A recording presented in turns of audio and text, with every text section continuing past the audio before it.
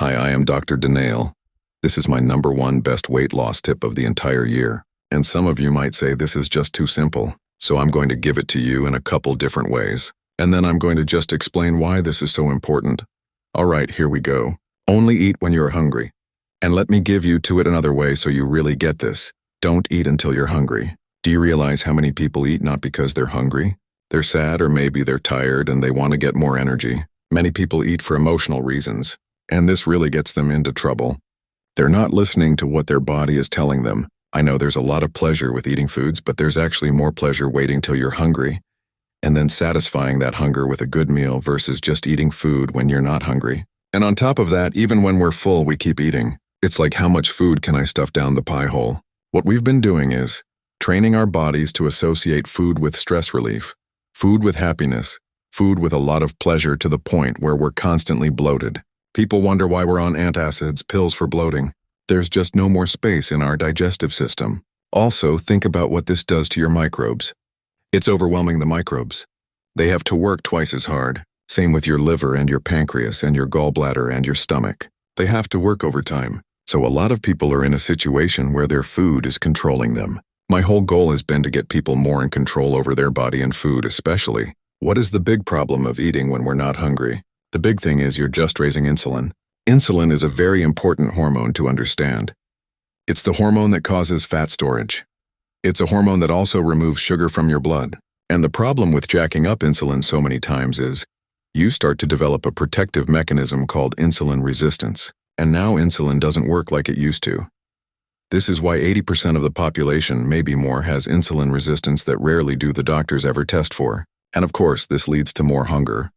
Because eating increases hunger because of the spike of insulin, the excess food has to be converted into fat around your midsection and your liver. And then when that's filled up, it goes throughout the organs called visceral fat. And you can tell if someone has that just by looking down to see if you can see your shoes. And then that turns into diabetes and high blood pressure. And as a side note, the worst thing to say is, what is my body in the mood for tonight? It's like asking a hungry 2-year-old, what do you want to eat? And you have them in the grocery store, right? They're going topic, the junkiest sugar-filled food that they can find. The body is very rudimentary and it doesn't necessarily differentiate healthy food from unhealthy food. You're going to have to do that. When the body is out of balance and the blood sugars are low, the body's not going to demand some healthy food. By only eating when you're hungry, let your body tell you how long to fast.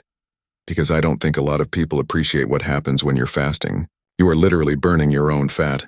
You're living off your own fuel, so you are eating when you are not eating, but you're eating your own fat. A lot of other positive things are happening. Your brain cells are growing more. Your mood will be elevated. Your cognitive function will go up.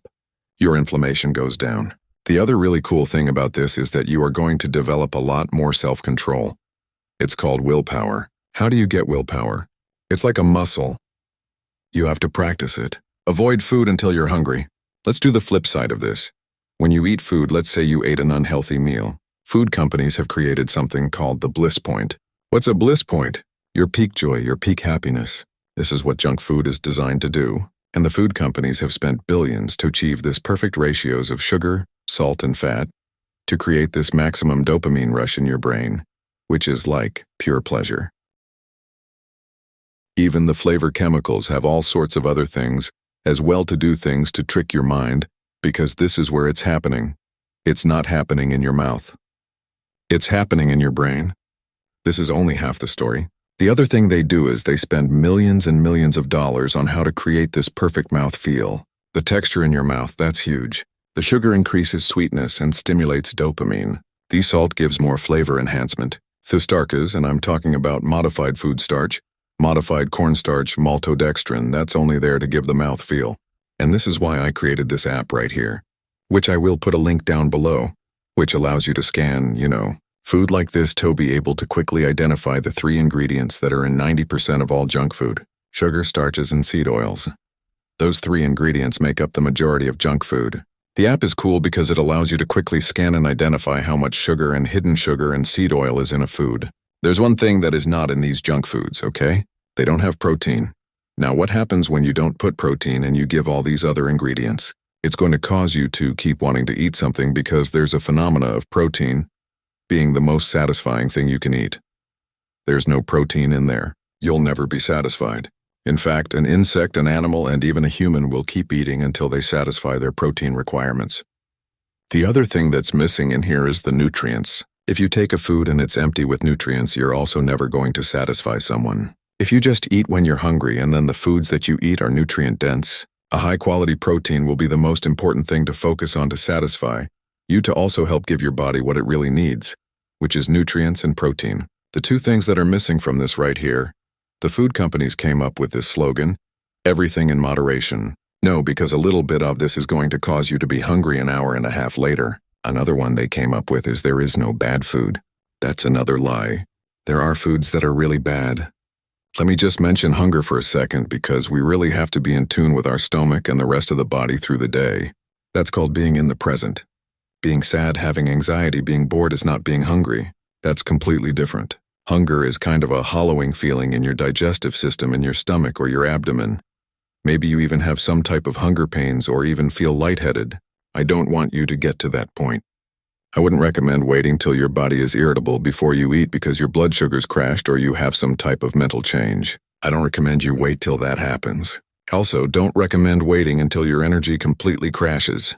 We're not trying to get you to the point where you're starving. You just want to wait until you hit the point where you actually experience the sensation of hunger, okay?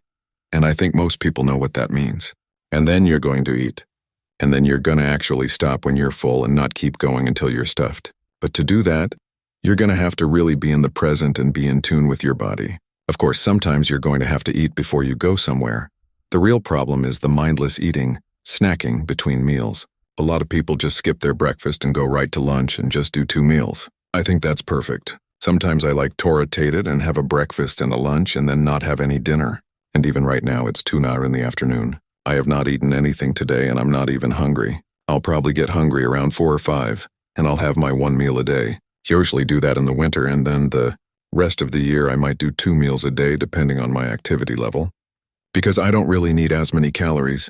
Because it's freaking cold outside and I'm not doing as much physical activity to burn up those calories. Couple tips that you want to this. Stay really busy through the day. Make sure your environment supports you so you're not tempted so much. Realize when you're not eating, you're actually eating your own fat. So you are getting fuel.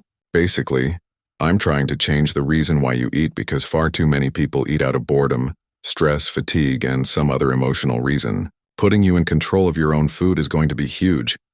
It's going to increase your willpower. It's going to increase your ability to stick to something, which is called self-control. Go ahead and try this and then comment down below how it worked for you. If you like this video, please subscribe, like, and share.